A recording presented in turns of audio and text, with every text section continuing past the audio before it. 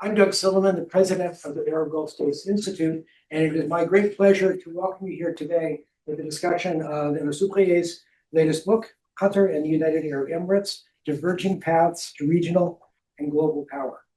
Now, this is a particularly friendly conversation today because everybody on the front panel here knows us well, has worked with us before, and I'm really happy to have particularly Emma back from France for her book. She was a non-resident fellow at AGSI, but also spent 2 years here in Washington as a visiting scholar during COVID, as I recall. So we spent a lot of time on webinars at that point. She is also currently associate researcher at the Université Côte d'Azur, and at the Fletcher School at Tufts University. The book comes out of the research that she did for her 2017 PhD dissertation. She has an interesting history because she is an academic, but she's also worked with the French Ministry of Defense and Airbus Defense and Space. She has an MA in International Relations from Sorbonne and her PhD from Université Clermont-Auvergne in 2017, as I said. As a discussant for today's book, for those in the audience, very nice, nicely bound volume. And I'll also note that we will have some sheets if you are interested. You can purchase this book at a significant discount if you're interested in hearing more about it and reading it when we finish. Our discussant for today is David Roches, who is also a non-resident fellow here at AGSI, has been most recently an associate professor at the Near East South Asia Center for Strategic Studies at the National Defense University. He's the editor of the book, The Arms Trade, Military Services and the Security Market in the Gulf, Trends and Implications. He has advanced degrees from University of London School of Oriental African Studies, King's College London, the U.S. Army War College, and a Bachelor of Science from West Point. So he started with the U.S. Army early in his career. Dave, thank you for being here. To moderate this conversation, we have AGSI's own senior resident scholar, Kristin Diwan. Kristin, I will turn this over to you now to lead the discussion. And thank you all for coming, and thank you all for watching. Well, thank you, Ambassador, and thank you especially to all of you that are here with us at the Institute. Also to those of you who are joining us online. It's really a pleasure to have Professor Dr. Emma Soubrier back with us at AGSI. As Doug mentioned, she was a longtime colleague of ours. We got to kind of live through a lot of this work, I think, and as an institute really benefit from her profound insights into these two states, Qatar and the UAE, and the dynamics that were shifting in the Gulf states. So it's just been a real pleasure to see the book published. And I want to start first by just saying congratulations to see it in print. And I think you're really going to benefit a lot from it and from this discussion, I hope. And as you mentioned, David, also a non-resident scholar and a longtime affiliate and trusted and valued colleague. So we're delighted to have him too. So I'm really looking forward to having a broad, open conversation. When I was thinking about the publication of this book too, this is coinciding right now. We're welcoming you all into our offices. We're celebrating our 10-year anniversary of the Institute. 10 years. And when we think about how this institute was formed, it was very much around the idea that people in Washington and really globally didn't have an appreciation for the growing importance of the Arab Gulf and the Arab Gulf states, how they were becoming really important actors in their own right, not just in the oil field, which I know we all know about, or perhaps in security, but beyond that. And so there was a perception that we really needed to spend more time getting more deeply into these countries, and especially appreciating their differences and what all of them contribute to the global economy, to the global kind of public market, and also to global security. So I think Emma is somebody who really got out very early on that, and thinking about these states, and really identifying Qatar and the UAE as states that were going to rise to their own prominence that we all know about them today. So I wanted to ask you first, Emma. I want to ask you on a more academic and analytical way, but I also just want to know personally, like, what drew you to focus on these states initially? And then what did you really learn by delving in so much and that you produced this book for us? Thank you. Thank you so much. Thank you everyone for being here, and thank you so much for hosting this book launch today. It's a real honor and such a pleasure to be back at AGSI. 3 years after leaving the US. It's really, thank you. And thank you for this question. It's I finished my master's degree in 2011. Mm-hmm. My plan at the time was to go back to Syria for a year to strengthen my Arabic before I would perhaps start a PhD.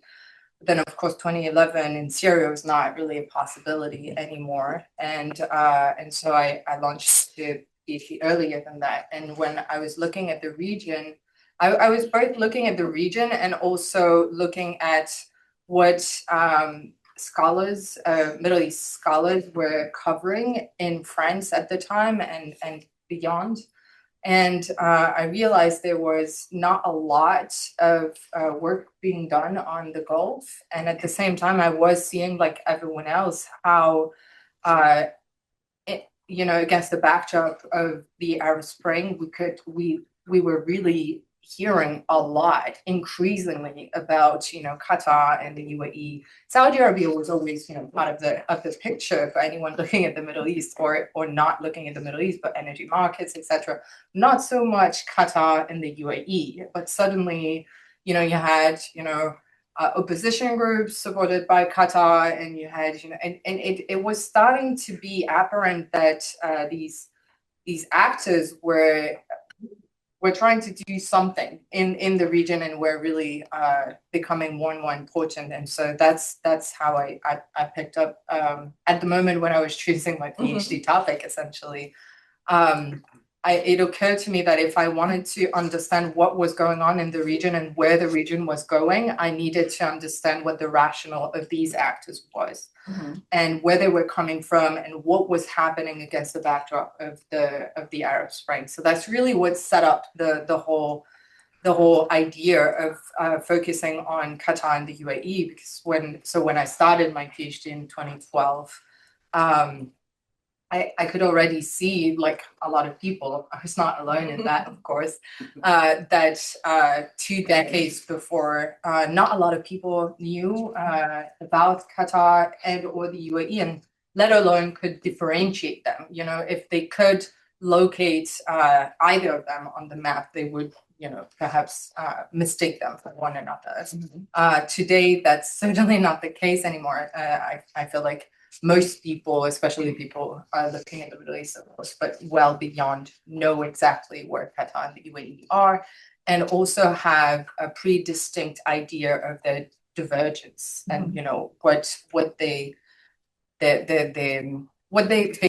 support in the region, etc. So that's what the book is about. Essentially, that was what the PhD was about. It was a very long French dissertation, and so defended and got my PhD in 2017. And when I moved to the US, that's when I got an opportunity to really transform the PhD into a book, meaning translating it, updating it, making it more accurate. And I'll finish on this. I think what has been remarkable, and I believe that it's not always the case when you go into PhD research, there's, especially on contemporary issues, there's always a risk that it might become irrelevant in a moment. And I feel extremely lucky somehow that my PhD dissertation actually, with time passing, became more and more relevant. What I had identified in the research kept confirming itself in the evolution of events. Yeah. No, well, that's certainly the case. And I think what's really useful in this volume is that you do go back and really give the raison d'etre of these, like how are these states, how did they become these relevant states? Why, what were they trying to accomplish, and how they differ. And I think one of the key concepts or contributions that you make in this book and getting there is to introduce this idea of princely states. And you really identify then the shift that happened in these states then much earlier. Can you tell us a bit about that? What is a princely state? What defines the rise of a princely state? Like, why do we look at it this way? And then we might even talk about how it contrasts with some other kind of conceptions of dynastic monarchies and just things.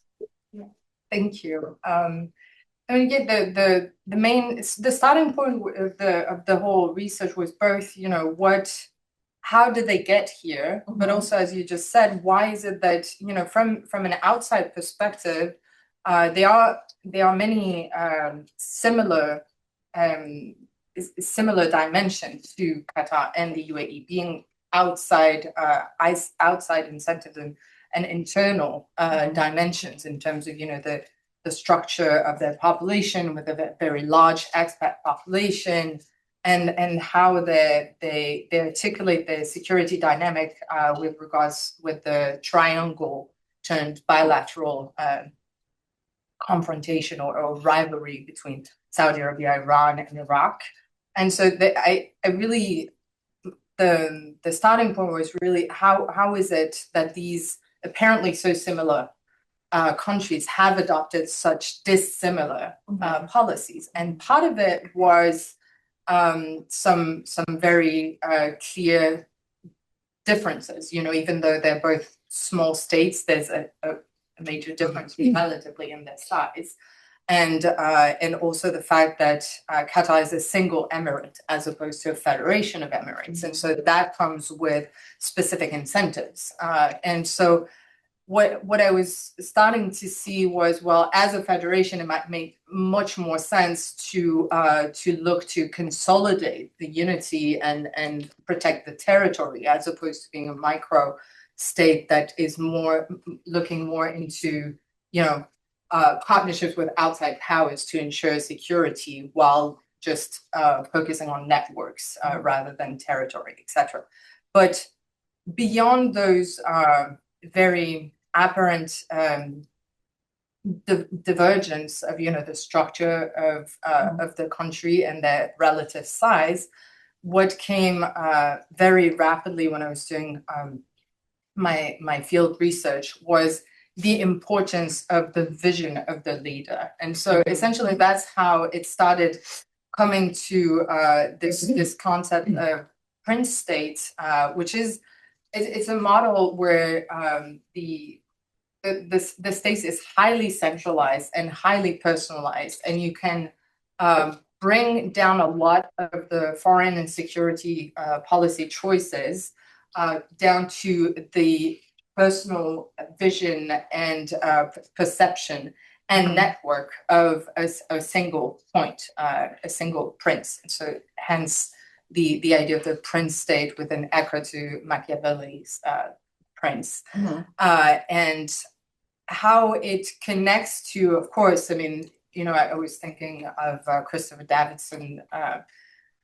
It wasn't out when I was doing my PhD research, but it was really interesting when I was writing the book to compare the neo-sultanistic regime to what is the prince state doing, and what as a concept. And I think part of it is neo-sultanistic regime is, for instance, echoes a lot of what I cover in the prince state model, but it explained mostly what's happening inside the country. What the prince state concept does is that it bridges the high personalization of politics within the country to the high personalization of the foreign policy and how the power is protected outside of the borders. There's also a slight So there's a difference in emphasis on the two, kind of what he's looking at, what interests him more and what interests you more. So you're kind of projecting more. Exactly. outside. They are very much in conversation with one another, Mhm. but their focus is not exactly the same. Mhm. And I believe perhaps one other novelty of the Prince's concept is that it's very adaptable. It's actually Mhm.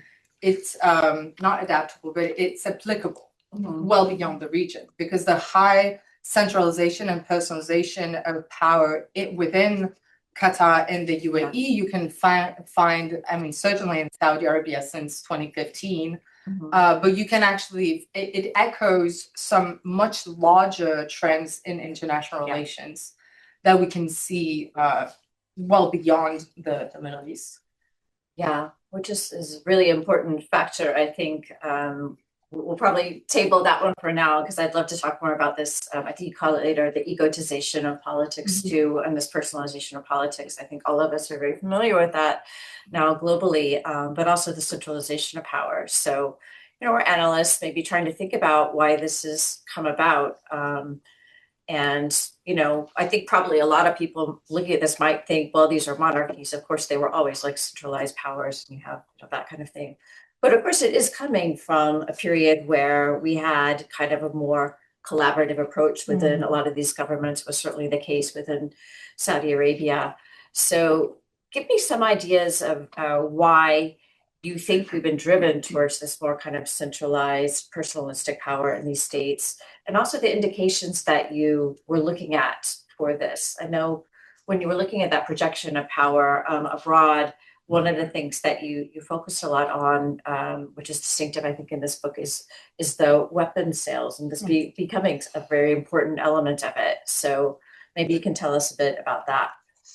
Yeah, thank you. That's a very important. I mean, I guess when I set up what is the originality of the book, the Prince State is one, and the prism of the arms trade in both countries is certainly the other one, because the point of the book is to say how much the arms trade is very illustrative of a lot of the dynamics in these countries, and certainly one where you can see this centralization, personalization of decision-making processes. What I guess to piggyback on what you just said about the networking and how for a long time these monarchies, of course, were relying on networks, and most importantly the word was consensus. Mm-hmm. I think what defines the shift from sultanistic or neo-patrimonialist monarchies to Prince State is that the networks now go beyond tribe and kin. They go into much more personalized networks that are specifically around the prince. And in the two cases, because I realized I didn't say this, I actually identified this shift to the early 90s in both cases, which is not necessarily the case of other studies on this phenomenon. And really identify that in the early 90s, the prince was Hamad, of course, in Qatar, and in the UAE, you could already see the rise of Mohammed bin Zayed, and how he started shaping the foreign and security policies of the UAE well beyond he even became a crown prince. So in the 90s, you start having, I have screenshots of what represents what will become their diverging, trajectories. And I believe that the launch of AGSI in Qatar and the first IDEX in the UAE, both in the early 1990s, are a capture of where these two princes took their countries. And in both cases, what you see is that the networks are beyond tribe and kin, but also beyond the borders of their country. It connects to international networks already. Well, that clearly gives you a distinct way of approaching the world if you're looking at it through the eyes of Al Jazeera, or if you're looking at it through the eyes of IDEX, which is maybe tell them what IDEX is, maybe some people don't know.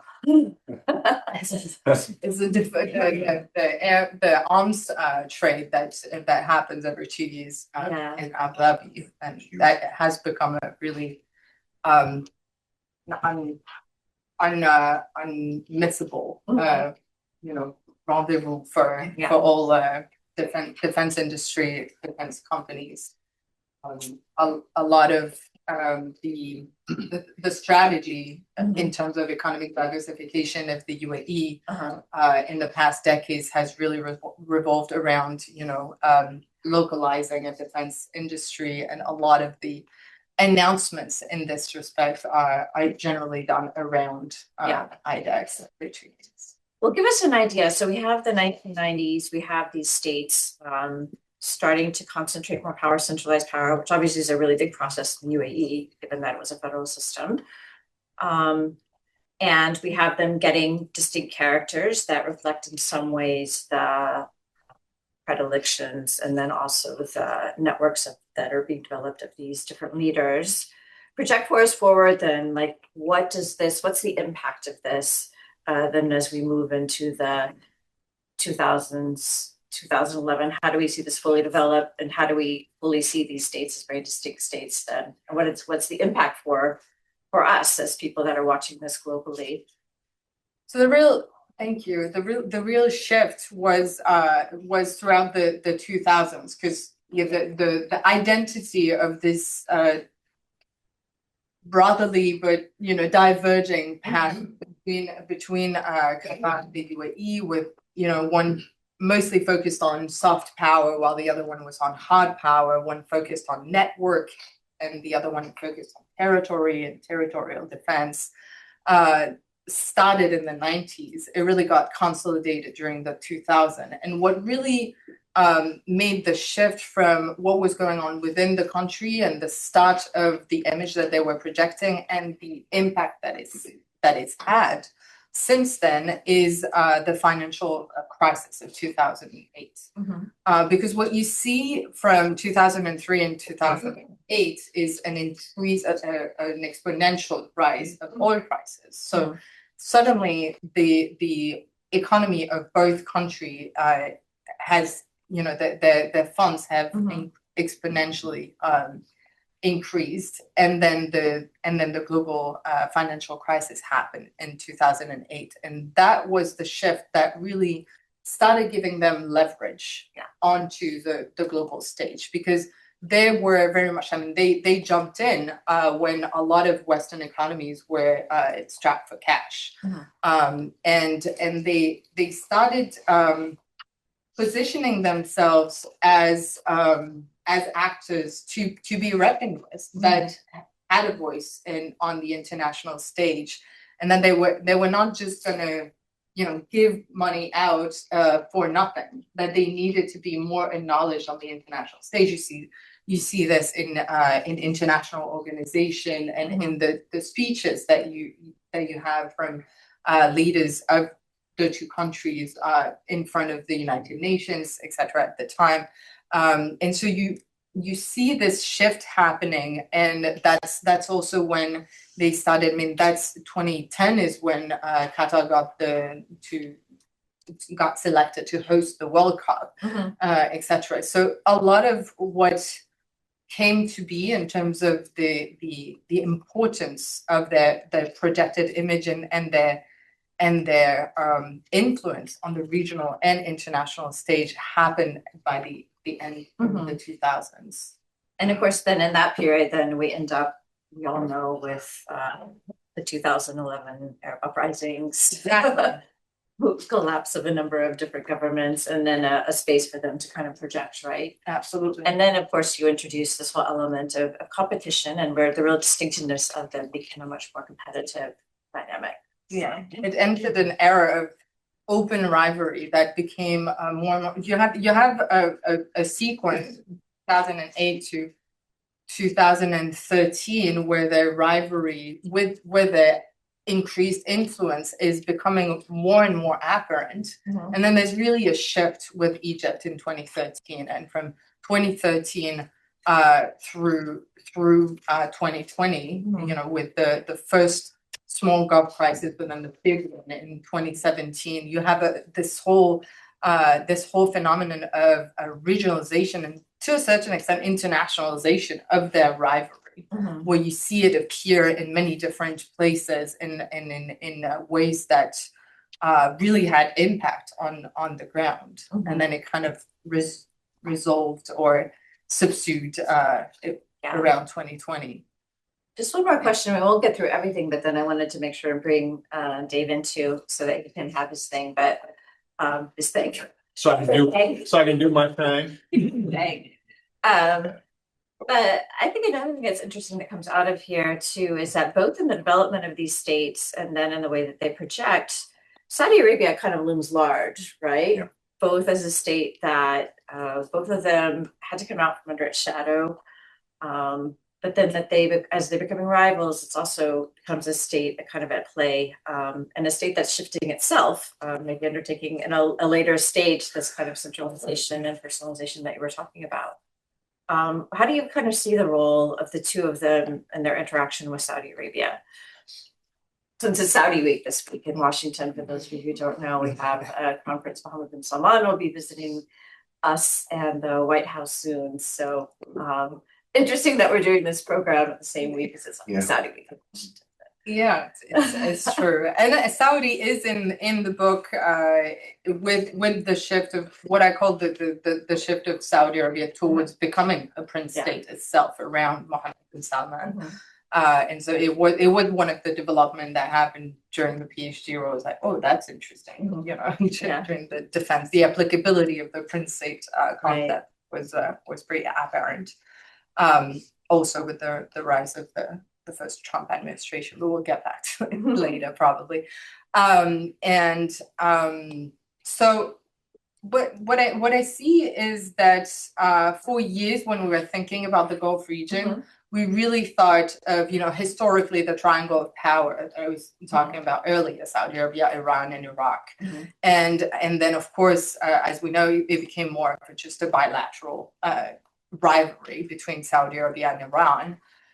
Today, what I think we can safely state is that through the very diverging trajectories, both Qatar and the UAE have established themselves as power to be reckoned with in the region. When we think of the dynamics within the Gulf region, but also beyond, their perspective, their interest, how they come into the conversations and the issues from their diverging, sometimes complementary standpoints is now a reality. And I think that's really even though on many aspects that they will never be as territorially big as Saudi Arabia, they will never host the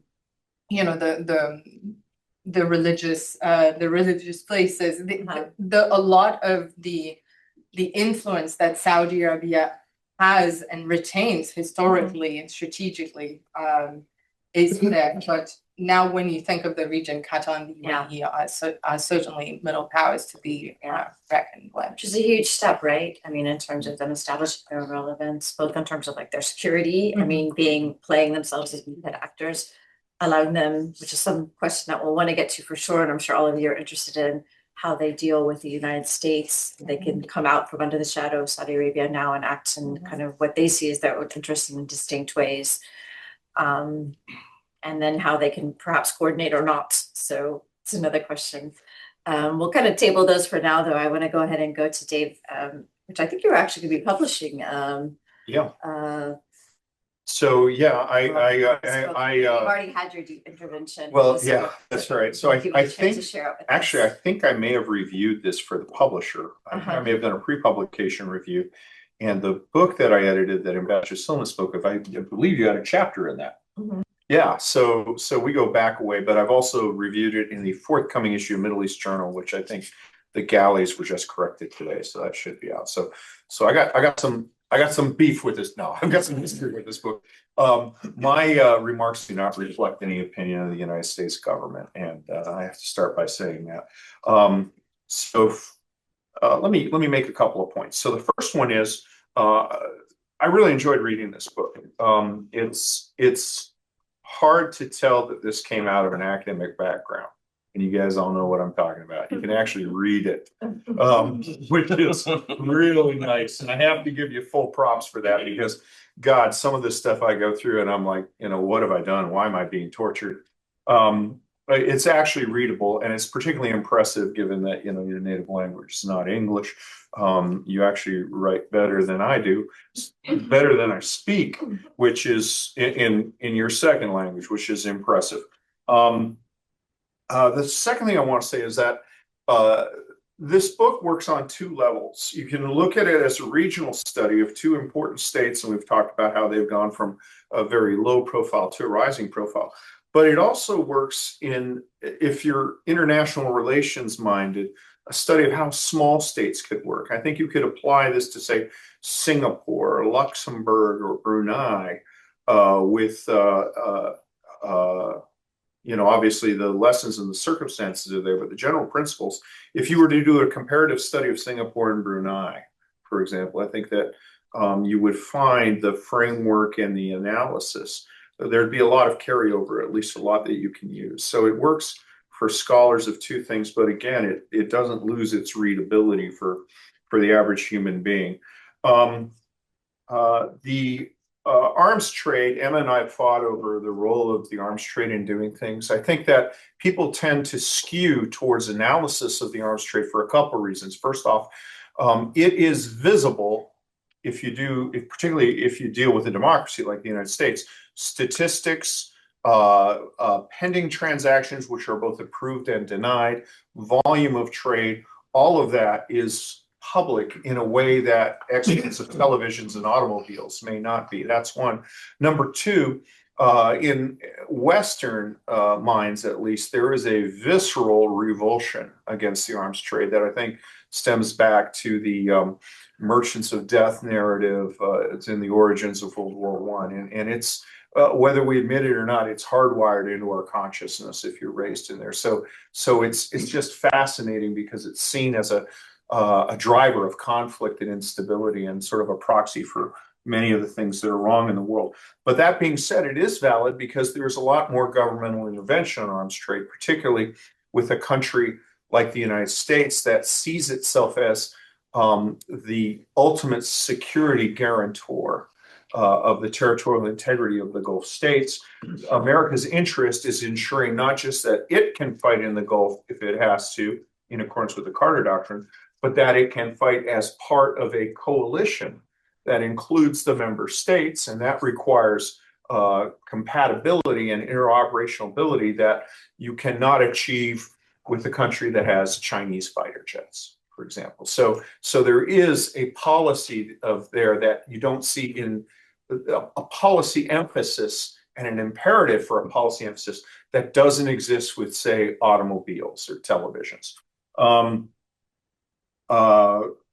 Just as we were talking here, one of the things that it's not addressed in the book directly, but it does come out, particularly when you talk about the confrontation, the 2017 boycott. The declining role of Egypt is really remarkable. In the 1990s, if you took a class at a university on Arab political thought, probably 40 to 60% of it would have been on Gamal Abdel Nasser. And what we've seen now is the driving engine has shifted from Egypt, which is really a battlefield for the contending views of these two states, with Qatar seen as a supporter of Morsi and the UAE seen as a supporter of my Army War College classmate, who also does not speak for the US government. Basically, it's either a non-player or it's actually the battlefield for much smaller states. That really is remarkable, and I think it would speak to the path of the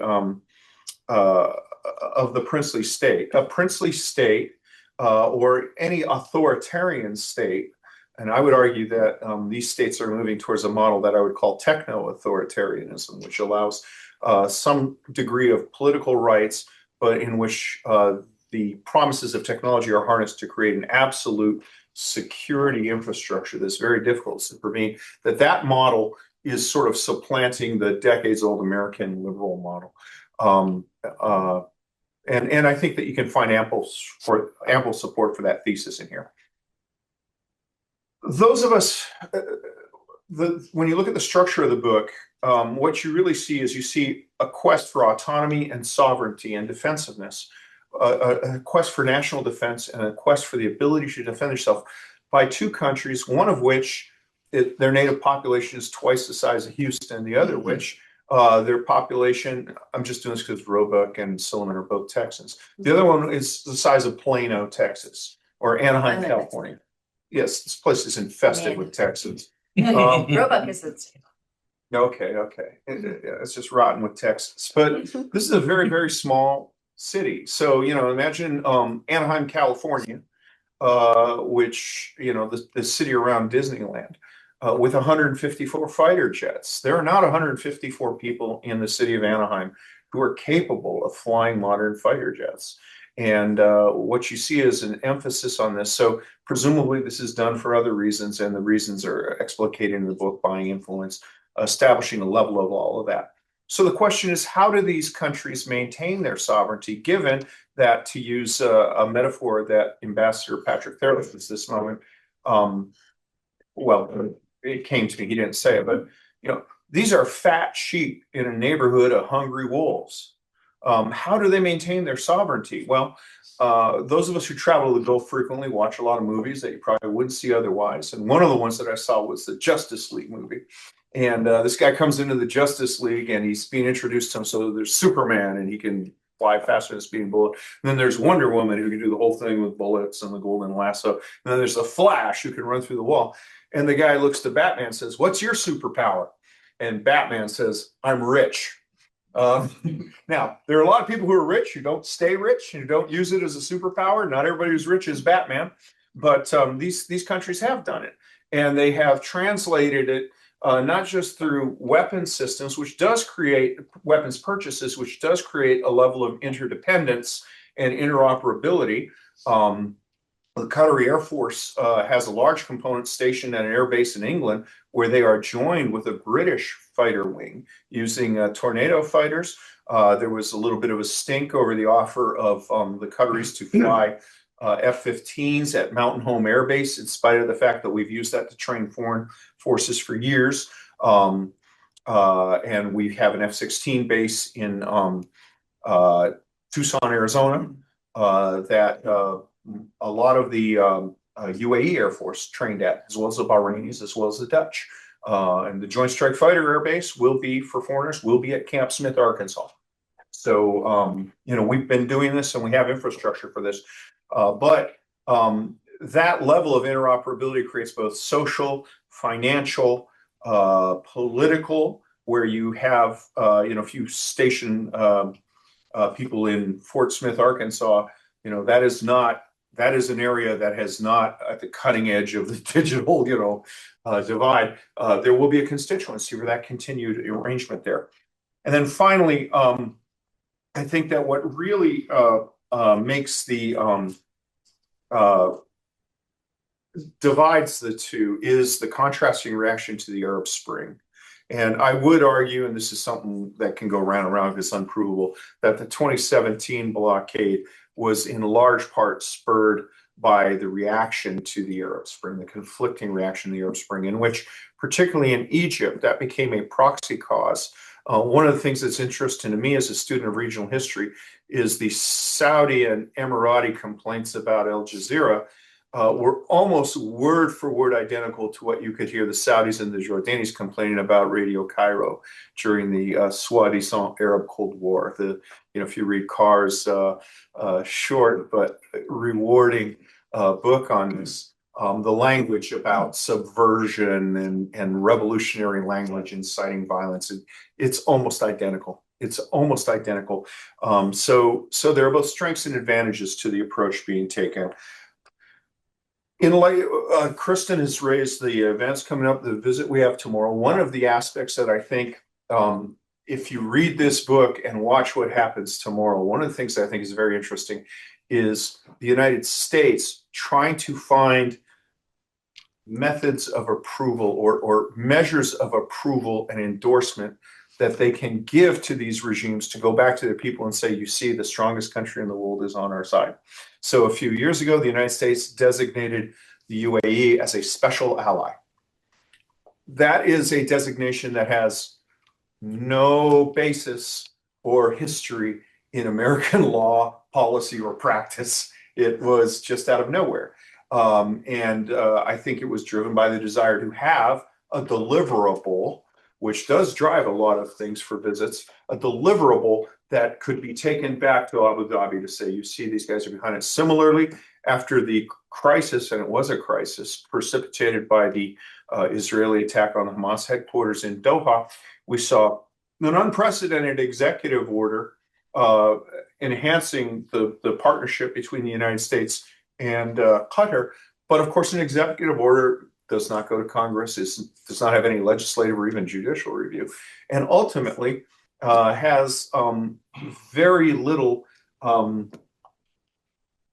it has no lasting impact beyond the president's ken.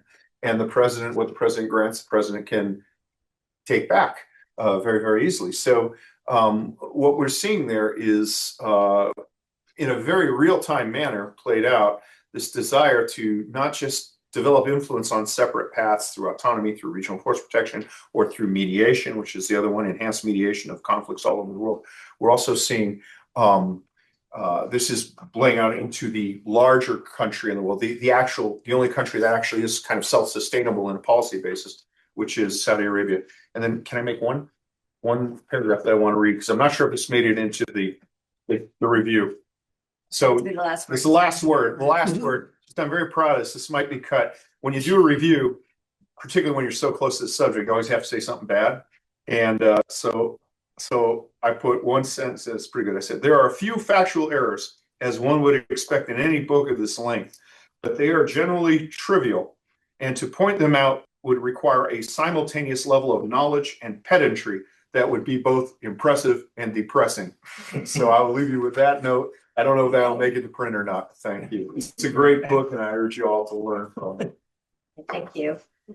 I wanted to give you an opportunity to respond, and while you're doing that, please be thinking of your own questions.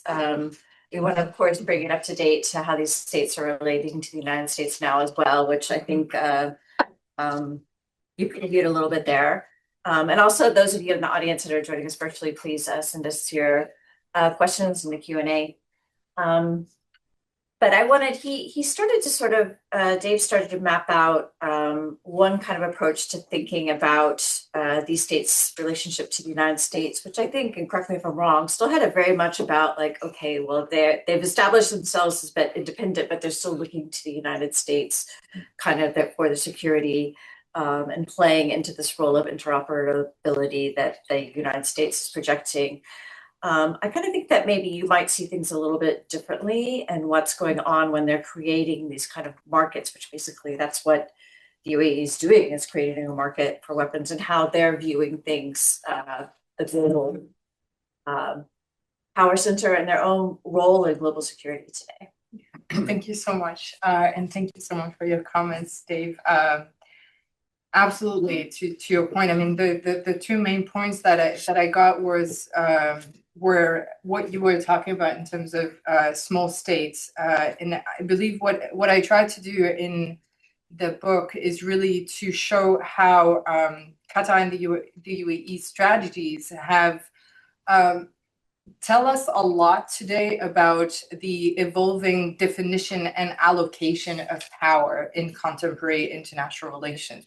We'll come back to it, probably the financialization of international relations, which, you know, just like Batman, if you are rich and you are willing to use your money to gain leverage, because a lot of countries are rich but don't necessarily have the vision or the ambition to use that money in the way that Qatar and the UAE have been over the past few decades.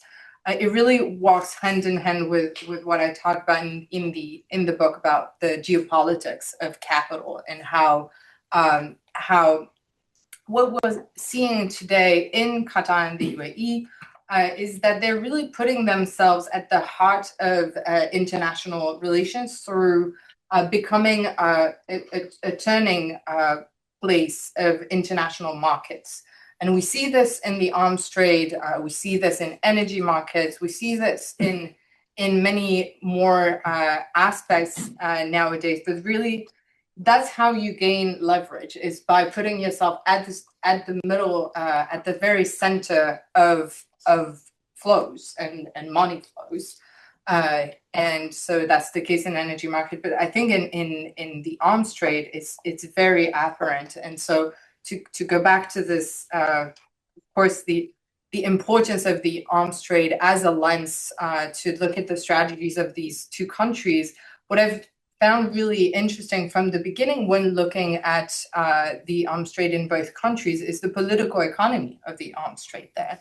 How much it has become from the beginning, the politics of the arms trade in terms of, making sure that great powers remained interested in securing these countries, but also had a vested interest in making sure that the partnerships were, renewed, consolidated, etc. And so I very much agree with what you were talking about in terms of interdependence. I think what I bring in the book is how much we tend to look at this interdependence from the perspective of the US, from the perspective of European partners as well. And we don't necessarily look at what it does for client states that became really like more and more equal partners and have really reversed. That's one of the main argument around what they do with their arms trade is the reverse influence that they've managed to establish in their arms trade with their main partners. And so I really look at how they make the most of that interdependence. That they're saying we need them because we need them to buy. Yeah. The idea is that it's certainly the case for European countries.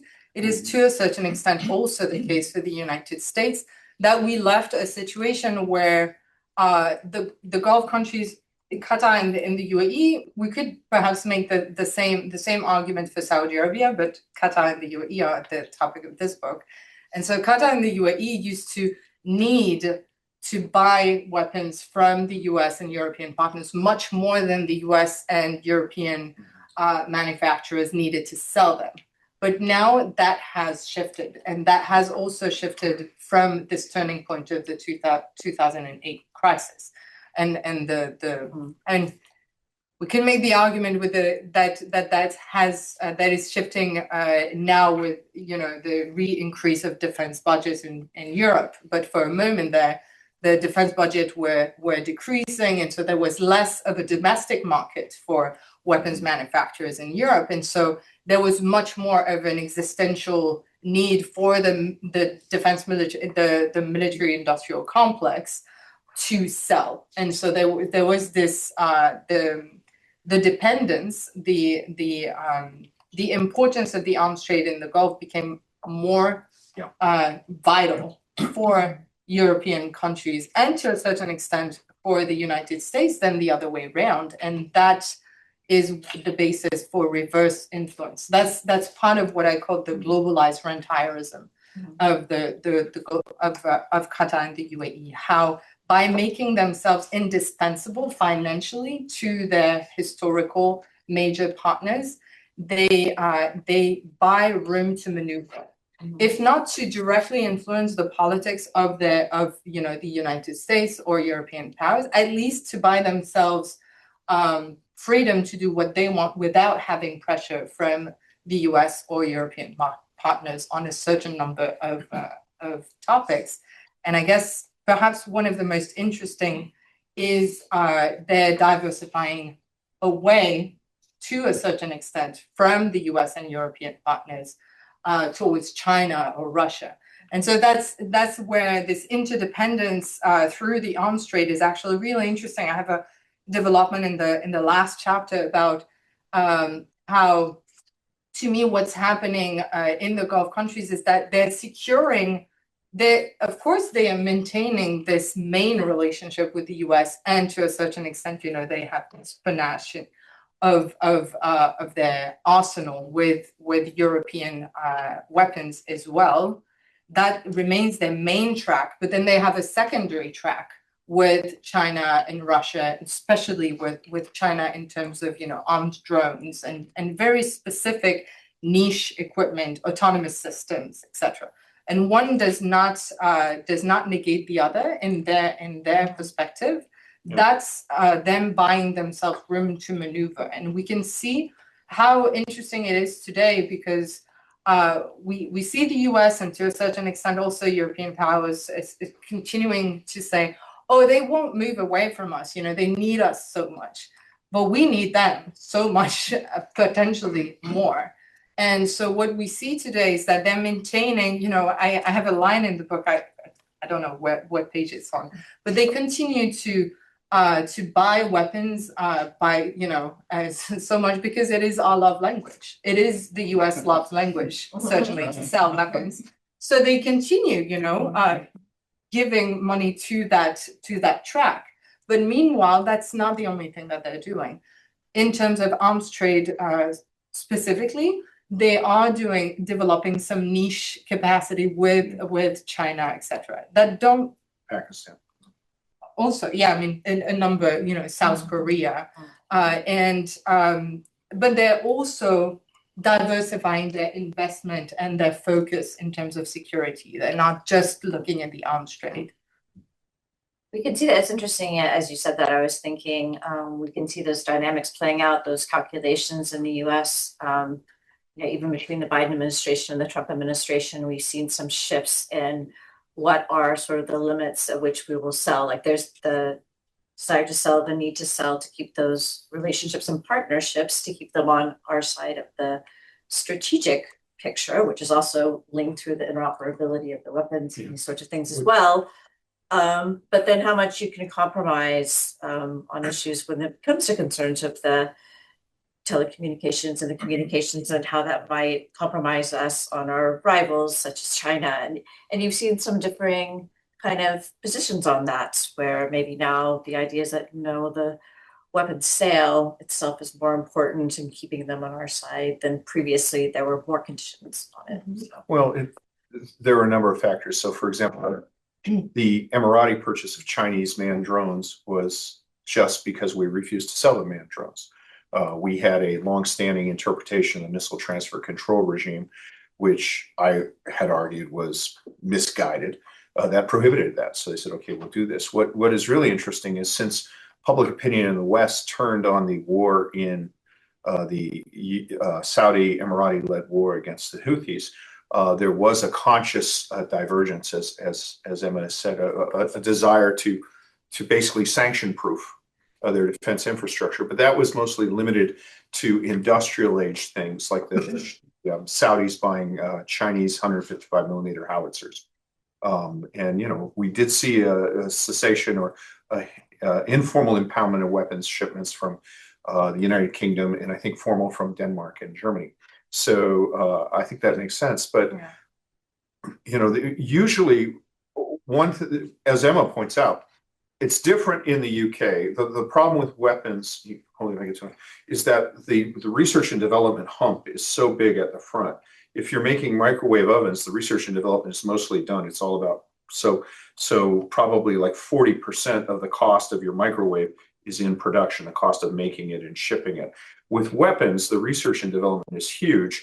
And to recapitalize that, you have to have volume. So as Emma points out, a European country doesn't have a big enough run to recapitalize that research and development. The United States does, kind of, although our fighters are getting more expensive. But normally, the difference is the American political system, where you have separate but co-equal branches of government.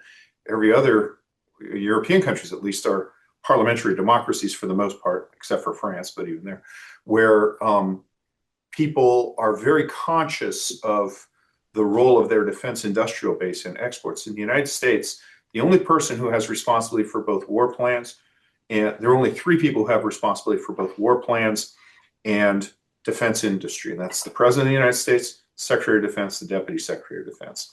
Beyond that, it's diffused.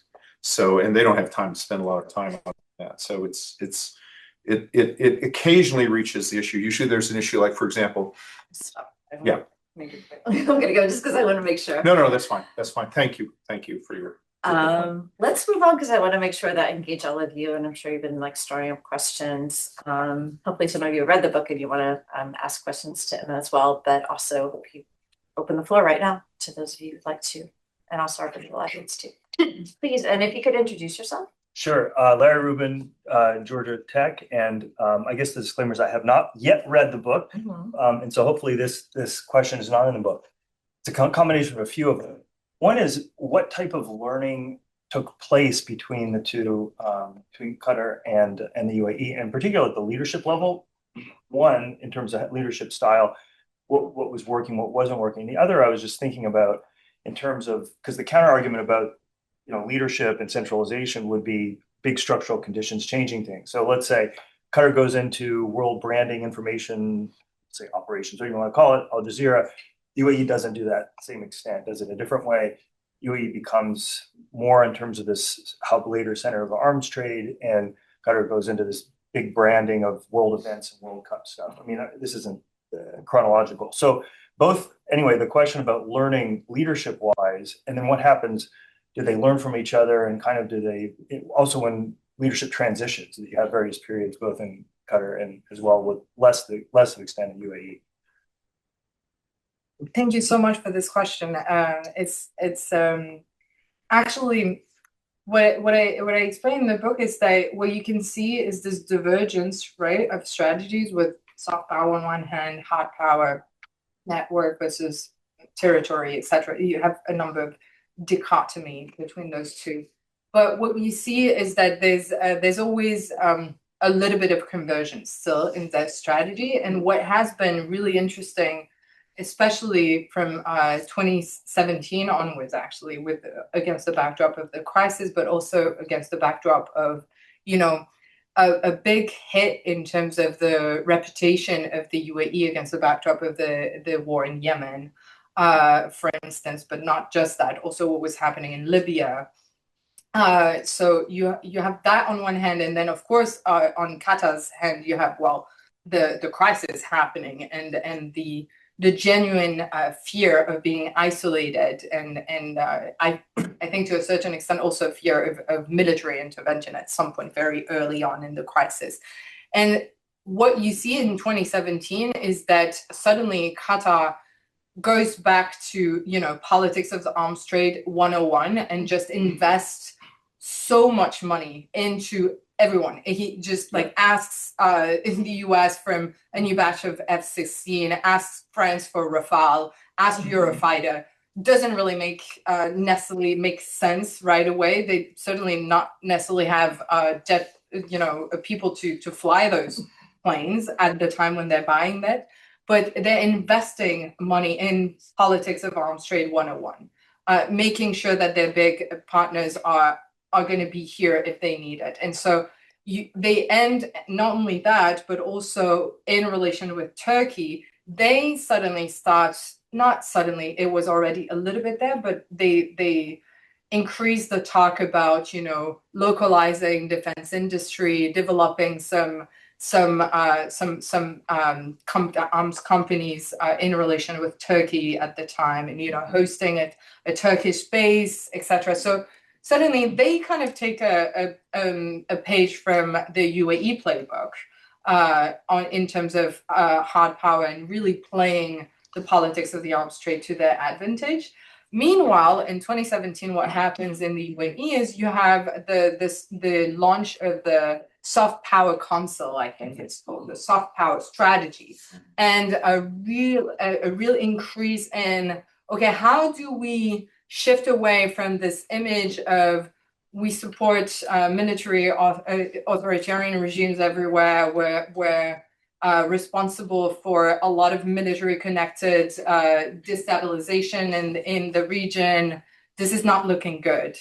In 2017, there seems to be an awareness that something needs to shift in the image, the UAE image as projected onto the world. And so you have a major turn towards making sure that soft power strategy increases. And actually, in terms of, there's not just soft power strategy, but also taking a page from the Qatari playbook in terms of putting itself out as a potential mediator.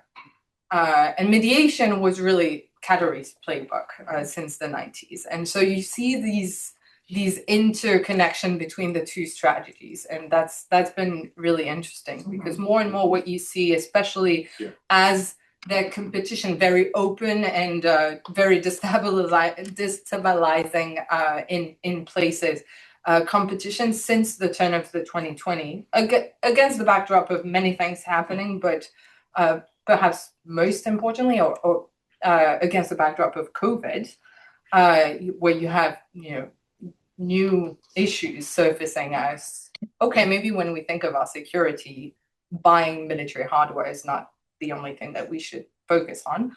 But since 2020, their open rivalry and competition has subsided. And so we see more of the convergence of their strategies, but in their separate identities. Yes, please. Hi, good afternoon. Introduce yourself. Yes, of course. My name is Roger Rolando Reyes. I'm a recent graduate of the School of International Service at American University. My specialization is in cultural and public diplomacy. I really enjoyed the way that you've really, focused that conversation on this kind of binary, if you will, between, what the UAE and Qatar does. But I would like to see if you could expand a bit more in terms of like that soft power, and then like that the strength of the cultural diplomacy. Because I can imagine, for example, with Qatar, you see it more as this like peace negotiator, right? As this kind of hub where a lot of powers are meeting in order to have these discussions, similar to like what Norway does in Europe. But then UAE, you see it as this kind of like, you think what chocolate, for instance, right now what's going on with all of that luxury, right? You think of this kind of like ostentatiousness. So like, I would like to know a little bit more about like the role of that cultural diplomacy, if you will. Like, how does that really change for both of these countries that are, like you said, up to 20 years ago, practically indistinguishable? Mm-hmm. Absolutely. Thank you so much for this question. I think a lot of the soft power strategy, the power of attraction in those two countries is similar when you look at, having airlines, attracting in the world, becoming a hub for so many international connections. And then not just international connection, but making sure that, people who transit through Doha, or I shouldn't start with Doha, I should really start with Dubai. So transit through Dubai and then Doha and then Abu Dhabi in this order. They created their own airlines, but then making sure that visitors didn't just pass through, that they had a reason to stay. And so you have, the hotels, the luxury hotels in all three places, right? And then you also have the hosting of international events, sports and cultural, and you have that's very similar. Museum, the whole cultural offer in both countries is very not similar, but they play on the same field, right? And then you have divergence in terms of what Qatar has started doing, which was, I was talking about media, of course, Al Jazeera, and then the media, the soft power it requires through media walked really hand in hand with its mediation.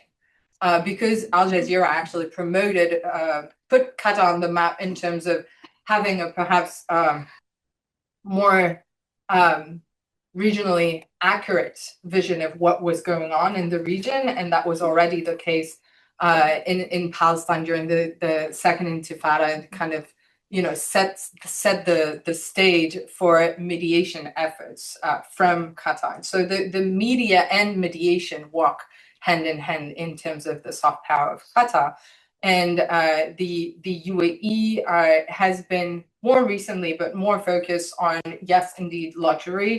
You talk about, it's funny, I saw an article that was talking about Dubai chocolate being the first real soft power coming from UAE.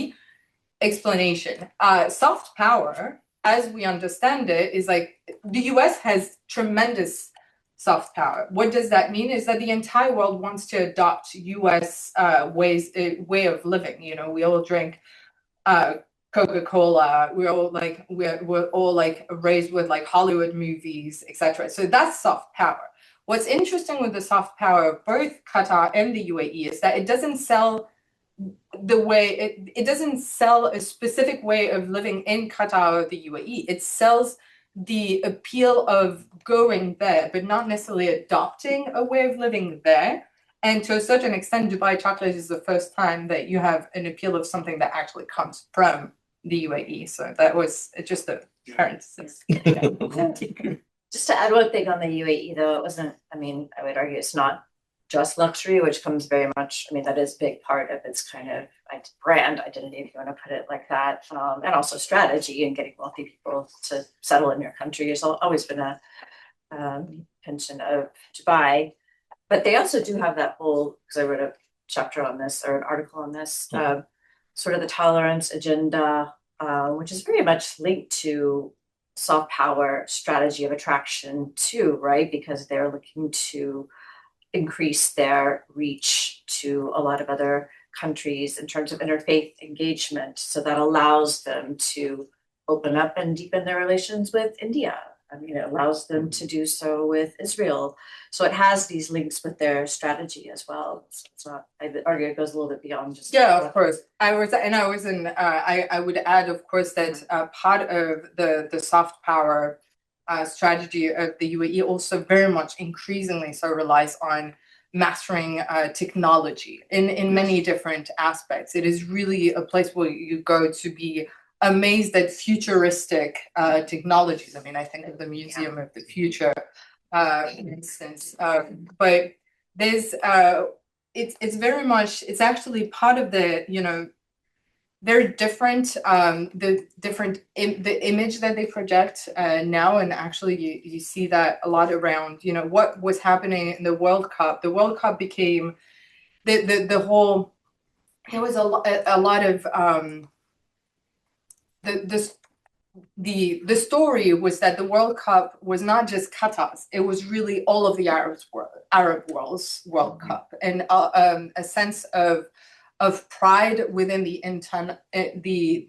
entire Arab world, and very much a celebration of the Palestinian cause actually throughout the World Cup. And then of course in the past 2 years, Al Jazeera again has been, you know, illustrating itself in terms of covering what's happening in Palestine in a much more accurate way than many Western media. And so you have this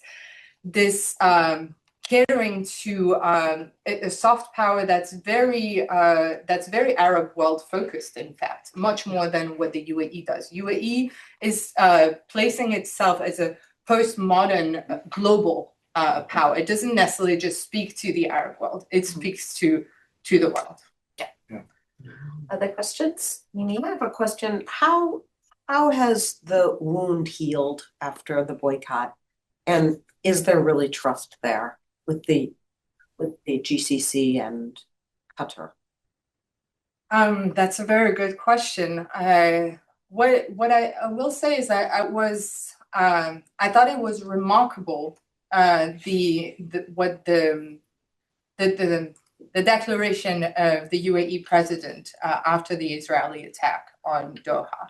I feel like that really closed a circle of what has been happening since the Gulf crisis, with, you know, trust slowly building back, and having displays of, you know, brotherly relations and exchanges, etc. But when suddenly you saw Mohammed bin Zayed going to Doha and saying an attack on Qatar is an attack on all of us, essentially, or that was really the message of the UAE diplomacy. That felt like closure somehow. Yeah, I don't know if that answers your question. Yeah. I'm gonna take a couple questions this time. We have Anel go first, and then we'll take your question before you answer. And apologies, I'm gonna have to run to get to a meeting. But kind of building on that, I was curious. Sorry, introduce yourself. Oh, I'm sorry, Anel Sheline, Quincy Institute, which is a think tank. To what extent, Emma, would you interpret obviously the Israeli attack on Doha was extremely earth-shattering, I would say, for the Qataris. And to what extent would you say the Emiratis, but also the Saudis or any other US security partner in the GCC views that they could potentially also face such aggression? I mean, obviously the Qatari relationship with Hamas is quite specific, and so you wouldn't have that exact scenario happening again. But I do think it really was a paradigm shift in that. And again, there's some question of how much did the administration really know in advance. But how do you think around the GCC, these other leaders are now thinking, what if we could be next? Or is it, no, that would never happen again, or that was just a Qatari thing and we really don't have to worry? I'm gonna let you go ahead and answer actually, and then I'll get to you just because it's so closely related to the previous questions. Thank you so much. I mean, certainly the fear must have been there. I mean, it was really the credibility of the US as a security guarantor in the region historically was on the line. I believe that this is, however symbolic the declaration, if I go back to what Dave was saying earlier, there was a very important point for the US to draw the line there, to make sure that this would not happen again, that it was clear in the mind of Israel that it couldn't go ahead and do these kinds of things, that was the red line.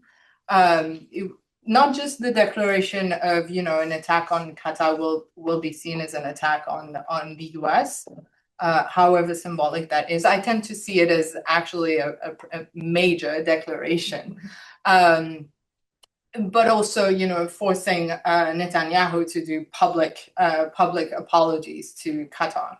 That was certainly something, to have Israel apologize for anything in the past few years.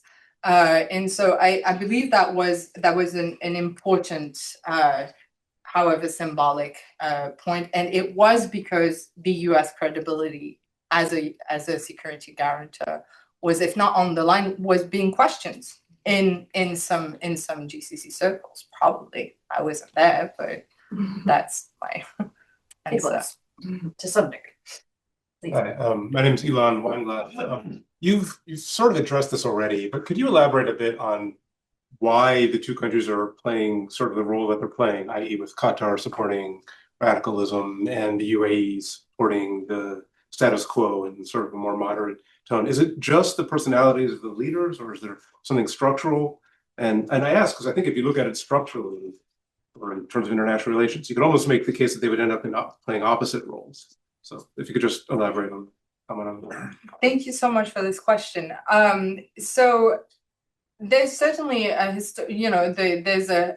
there are historic ties between Qatar and the Muslim Brotherhood, for instance. So that plays into the equation. But what I look at in the book is how really what we see Qatar doing against the backdrop of the Arab Spring is aligning is actually becoming a defender of democracy, or opposition to which is really interesting, right? And putting itself on the side of justice and representation of the people. And if the people wanted to overthrow their government, that this is where their support was going to go against in the context of the Arab Spring.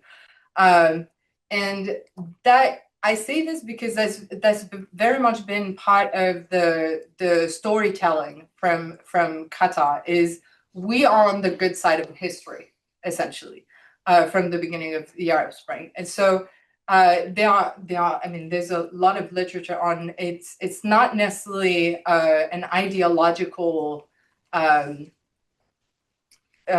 conviction on the side of Qatar, but really a pragmatic and strategic decision to support groups that were mostly, I mean, against the backdrop of the Arab Spring, the most organized opposition group was the Muslim Brotherhood, because historically they were already there and they were underground and they were organized. So that makes sense. That is not necessarily an ideological conviction on their part. And on the side of the UAE, So you're saying then democracy in the sense that they're perceiving that those who would benefit from democracy would be partners of theirs that they already have a network with. Yeah, exactly. They were betting on of what they considered to be the best horse in what was happening in all these countries, and kind of putting trying to put their sail, to go with the winds of change that were happening in the region. With the results that we know, but that was more of the strategy than an ideological decision. And on the side of the UAE, rather than when it comes to what happened against the backdrop of the Arab Spring, it was much more in conviction that they needed to go back to status quo ante of military stability that they could trust, and a historical aversion to the Muslim Brotherhood for internal reasons. Although I'm not sure either were going for status quo ante. They were all kind of, both of them were. Yeah, absolutely. But because for influence in the region, but from different networks and different. Well, there was another existential aspect, which I think is underestimated, but in the region, the region was disconcerted by, in their view, the speed with which the United States, with what unseemly haste we have thrown an ally of 30 years aside, Mubarak. And I think that they felt that was a deadly precedent. It cast doubts on for the UAE and for Saudi Arabia. And it was really remarkable. I mean, I was still in government then, senior officials who don't speak English, but they knew this one phrase, and they say, Wilaya al-Hukuma or al-Hukuma Wilaya Mutahida threw Mubarak under the bus. And I heard that from like 5 people. While I was a note taker, I was like, so I think that there was a tactical decision there as well, but that grew into what was seen as an affinity. I think, obviously the seed landed on fertile soil, and that became one of the casus belli for the blockade. I have a couple of questions from online, so I want to take these. Jamil Khan compliments your book. It's an excellent book about Qatar and UAE, which gives background that brought them to the forefront of the GCC landscape. And I think these are kind of related, so I'll link, well, they're not that related, but I'm going to give both questions at once. How the petrodollar will play out in the global positioning moving forward. So sorry, I actually wish I'd asked that one second, but hold on to that one. But these are both about forward or looking things. And the other question from Raymond Termini is, since 2007 and 2010, when he practiced state law as an American with the US law firm, he kind of witnessed, I'm paraphrasing him here, how beautifully they were able to use soft power to improve their images. But he's specifically interested in how they were doing that through the war in Gaza and the distinct roles that they're willing to play. I added distinct because I think they are distinct. I think you'll agree with me there. How is this being viewed by the population in those countries? And will there be a backlash from Islamist extremists against them? Probably more in the case of the UAE. So these are 2 forward-looking things and where these 2 countries are positioning themselves. One in the very real crisis of Gaza right now, and the other where you think kind of these petrodollar gifts that you were talking about, what that's looking like moving forward in their strategy.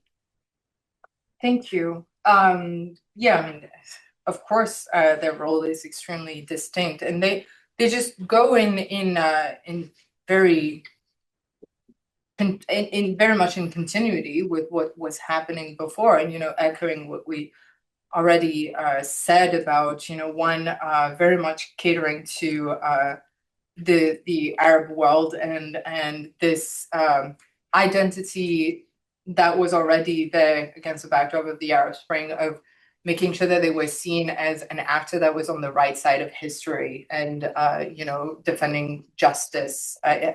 We talked about this before. It's interesting, for instance, the Doha Forum topic this year is justice in action. And so you really have this it's, the symbolism is extremely important. It's the story is, we're on the side of justice, we're on the side of humanity, and we'll defend. So what's been happening is, well, the role that we've seen through Al Jazeera, the coverage of the war on Gaza, and also the mediation efforts. So they very much in continuity with what Qatar has been doing for years, even before the Arab Spring. While the UAE is in a very different position, having signed the Abraham Accord and having this whole balancing act from the beginning, from October 7th onwards, of saying, business is business, and we'll maintain the Abraham Accord, and they only recently drew a line about the annexation of the West Bank. So what, much further in terms of role. What remains is the importance of remaining an actor in terms of humanitarian aid, which is very much part of their diplomatic DNA. So that's there. But in terms of engaging with the events themselves, and say probably more, aligning itself with Western position in terms of Israel's impunity. So we did spend the New York Declaration, which is interesting. So as they're coming together of the countries on some of the principles underlying. So we very much see in the case of Israel Palestine these distinct identities of the two countries, certainly as they played out in the past 2 years. When it comes to the petrodollar, what's the petrodollar's role going to? What's the question again? Because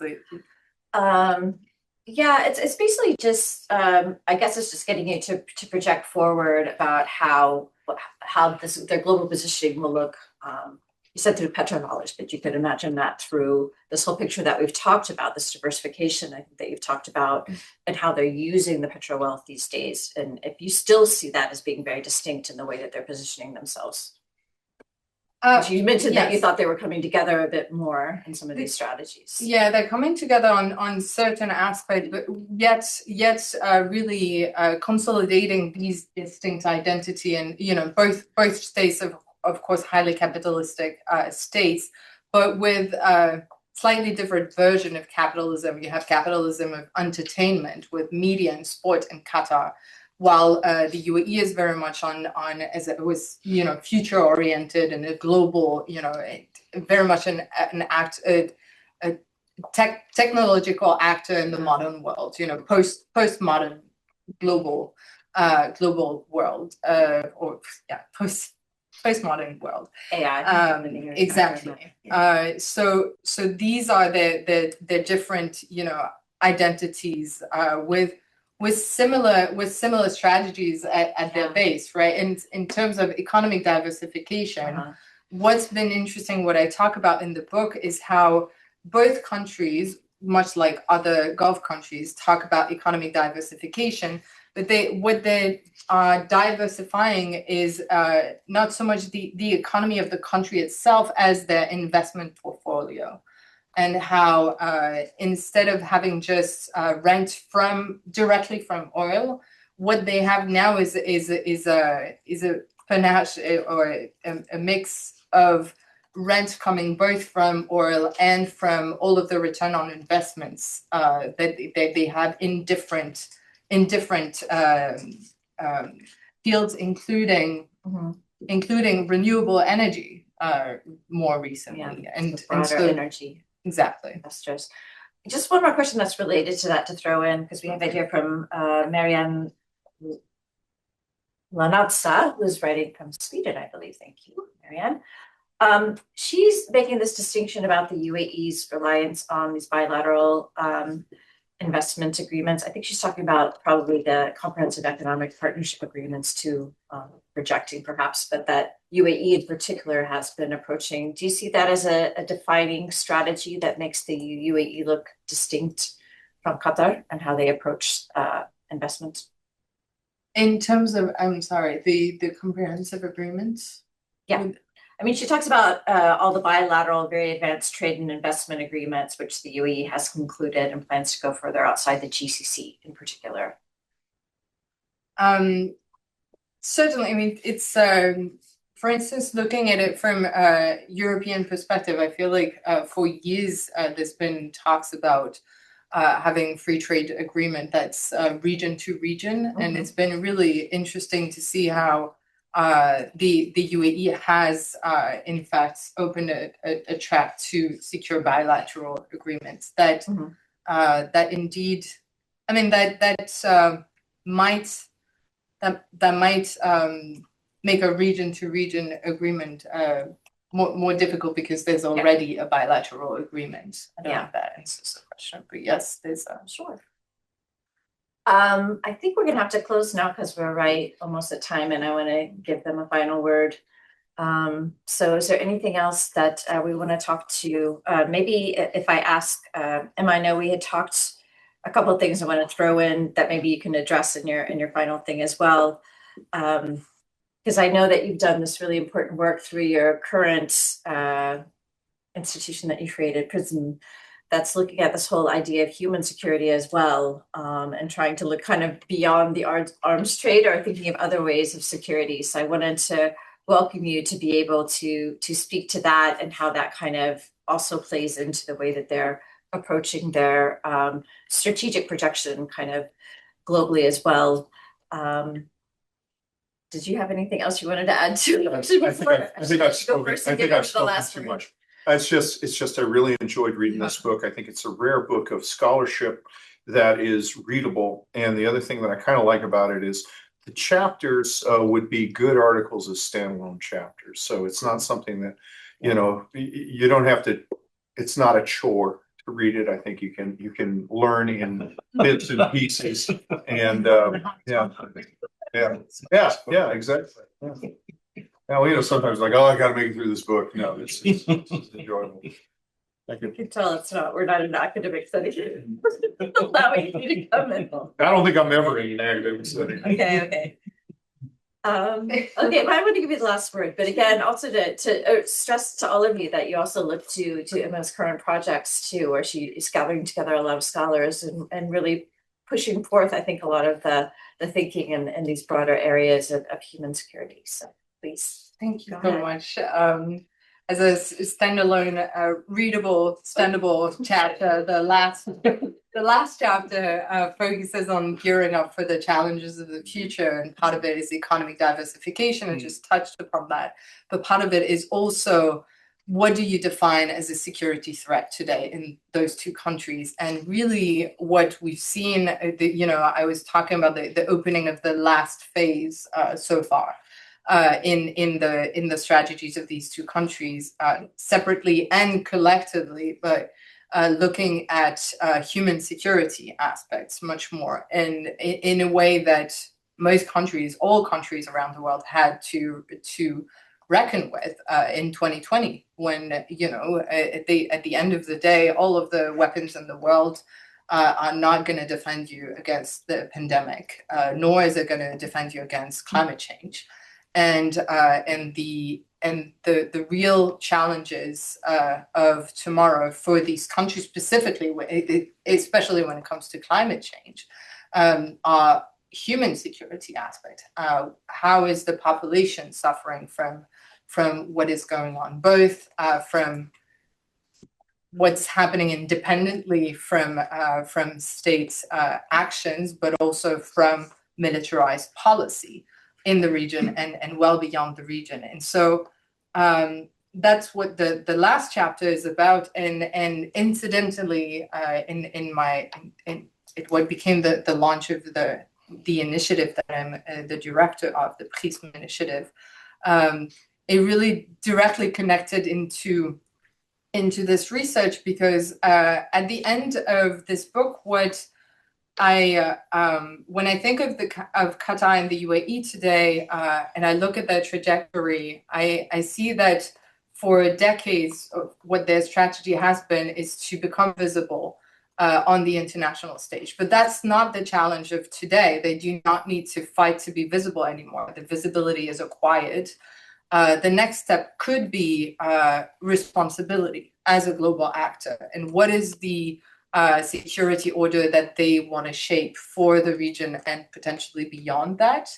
And what we're seeing in the past few years is that in addition to investing a lot in the industrial military complex of their historical partners, and even creating their own defense industry, they are investing more and more in human security initiatives when it comes to food security, when it comes to addressing climate change, et cetera, et cetera. And so this is potentially,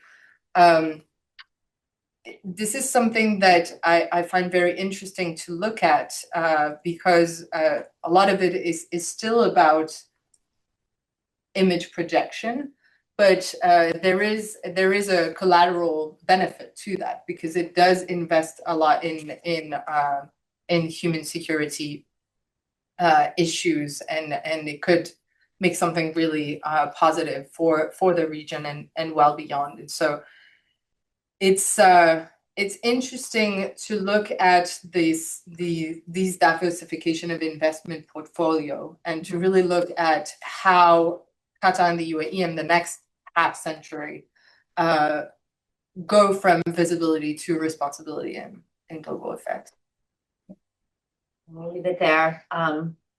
Please join me. First, I want to thank all of you for coming. I want to thank Emma for coming back to her home, and you always have a home here at the Institute, to share with us her scholarship, and definitely Dave as well for sharing your insights. And we'll also look to your publication that's coming out in MEI regarding the book. So thank you all. Thank you.